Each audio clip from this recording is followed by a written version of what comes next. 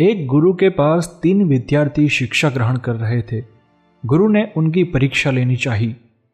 तीनों को एक एक मुर्गा देकर कहा, जहां कोई न देखे वहां उसकी गर्दन तोड़कर ले आओ। तीनों शिष्य मुर्गा लेकर चले गए। पहला शिष्य जंगल में गया। उसने सोचा, यहाँ एकांत है, कौन दिखता है, और फिर मुर्गे की गर्दन तोड़कर आश्रम वापस लौटा। दूसरा शिष्य एकांत में गया। उसने सोचा, खुले में तो कोई पंछी देख सकता है, मैं गुफा में जाकर काम निपटा देता हूँ, वहाँ कोई नहीं देख सकेगा। वह गुफा में गया और एक झटके में मुर्गे की गर्दन तोड़कर आश्रम वापस लौट आया। तीसरा शिष्य बहुत दूर जंगल में अत्यंत निर्जन स्थान में पहुंचा। वह गहरी गुफा में गया जहां सघन अंधकार था। उसने सोचा, यहाँ कोई नहीं देखता। जब उसने मुर्गे की गर्दन पर हाथ रखा तो मन में ख्याल आया, अरे मेरी आत्मा तो देख रही है, ये मुर्गे की आत्मा भी मुझे देख रही है, परमात्मा भी मुझे देख रहा है। वह मुर्गे को मार न सका। वह मुर्गे को जिंदा लेकर आश्रम में वापस आया। जब तीनों शिष्य गुरु के सामने उपस्थित हुए तब गुरु ने पूछा, आप तीनों मुर्गे की गर्दन तोड़ कर आए? गुरुजी, ये काम तो बड़ा आसान था। पहले शिष्य ने गर्व से कहा, यह रही मुर्गे की गर्दन और यह रहा उसका धड़। मैंने जंगल में जाकर इसकी गर्दन मरोड़ दी, 2 मिनट का भी खेल नहीं था।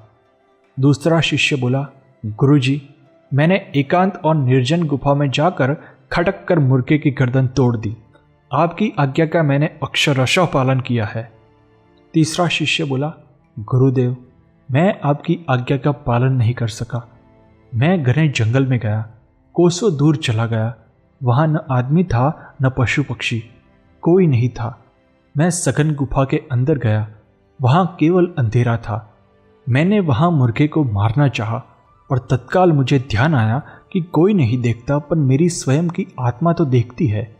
मैंने हाथ में जिस जीव को पकड़ा है उसकी आत्मा तो मुझे देख रही है, और परमात्मा तो सर्वदर्शी है, वो तो मुझे हर वक्त हर पल देख रहा है।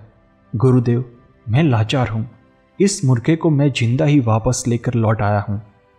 गुरुदेव गौरव भरी निगाह से अपने शिष्य को देखते रहे। दोस्तों, जिस व्यक्ति में यह प्रज्ञा जाग जाती है कि परमात्मा सर्वत्र है और हर पल उसे देख रहा है, तो वो कभी अनीति वाला कार्य कर ही नहीं सकता। ईश्वर की स्वीकृति बुद्धि और हृदय के 2 स्तर पर होती है। बुद्धि में तर्क होता है और हृदय में भावना। इन दोनों ही स्थितियों में व्यवहार संपूर्ण रूप से प्रभावित नहीं होता, लेकिन जब उसके अस्तित्व की अनुभूति हो जाती है तो समस्त संशय नष्ट हो जाता है और पूरा ही जीवन बदल जाता है।